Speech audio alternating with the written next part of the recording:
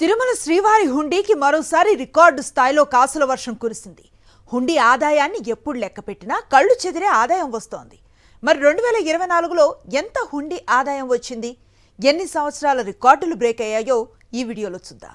తిరుమల తిరుపతి దేవస్థానానికి గత ఏడాది అంటే 2024లో రికార్డు స్థాయిలో 1365 కోట్ల రూపాయల హుండీ ఆదాయం వచ్చింది. ఈ హుండీ ఆదాయం 2023లో 1391.86 కోట్లు కాగా 2022లో 1291.69 కోట్లు వచ్చింది. గడిచిన రెండేళ్ల కంటే ఈసారి ఎక్కువ హుండీ ఆదాయం లభించింది. కలియుగ దైవంగా పేరుగాంచిన శ్రీ వెంకటేశ్వర స్వామిని దర్శించుకునేందుకు భక్తులు ప్రతిరోజు తిరుమల కొండపైకి తండోపతండాలుగా తరలి వెళ్తూ ఉంటారు. 2024 సంవత్సరంలో తిరుమల వెంకటేశ్వర స్వామిని 2.55 కోట్ల మంది భక్తులు దర్శించుకున్నారు. స్వామివారి దర్శన అనంతరం కానుకలుగా నగదు, బంగారము, వెండి, విదేశీ కరెన్సీని సమర్పిస్తారు. భక్తుల కానుకలతో నిండిన హుండీలను వరాహస్వామి ఆలయ సమీపంలోని కొత్త పరకామణి భవనానికి తరలించి అక్కడ లెక్కింపులు మొదలు పెడతారు.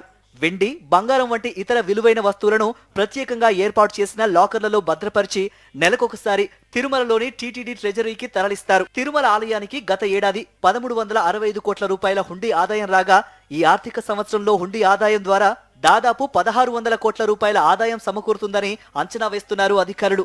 2024-25 ఆర్థిక సంవత్సరం ఈ ఏడాది మార్చి నెలతో ముగియనుంది. ఇంకో 2 నెలల వ్యవధి ఉండడంతో అధికారులు అంచనా వేసినట్లు ఆదాయం వచ్చే అవకాశాలు ఉన్నాయి.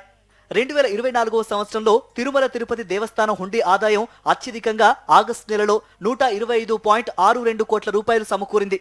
అత్యల్పంగా ఏప్రిల్ నెలలో 101 కోట్ల రూపాయలు మాత్రమే వచ్చినట్టు టీటీడీ వర్గాలు తెలిపాయి. తిరుమలేశ్వరుని దర్శించుకునేందుకు ప్రతిరోజు 60 నుంచి 70 వేల మందికి పైగా భక్తులు తిరుమలకు వస్తూ ఉంటారు. ఈ క్రమంలో 2024 సంవత్సరంలో అత్యధికంగా మే నెలలో 23 లక్షల మంది భక్తులు స్వామివారిని దర్శించుకోగా ఫిబ్రవరి నెలలో అత్యల్పంగా 19 లక్షల మంది భక్తులు స్వామివారిని దర్శించుకున్నారు. స్వామివారిని మొత్తం 2.55 కోట్ల మంది భక్తులు దర్శించుకోగా 99 లక్షల మంది తలనీలాలు సమర్పించారని టీటీడీ తెలిపింది.